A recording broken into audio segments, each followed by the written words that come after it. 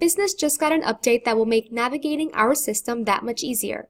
Gain more visibility in terms of reporting and opportunity status, better organization with task, email cleanup, and skill sets, and improved accuracy overall with accounting.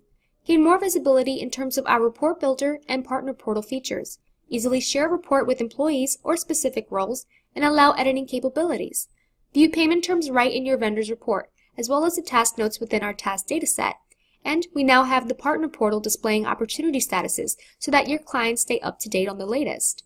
Also, be better organized with tasks, from creating your private and global labels, choosing to follow or unfollow tasks, group your tasks and mark them as private and by default at that, organizing the flow of your task by dragging and dropping to a different date and filter by select dates or even labels is now possible.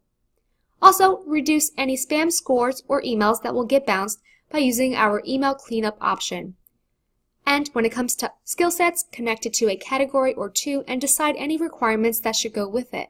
Enjoy the improved accuracy you'll get with managing your accounting with new additions to the order formats like inventory location and GL category that'll make it easier to define details. Also, rest assured that now you can gain clearer insight into your profit straight from the order when these settings are turned on, like markup cost and profit.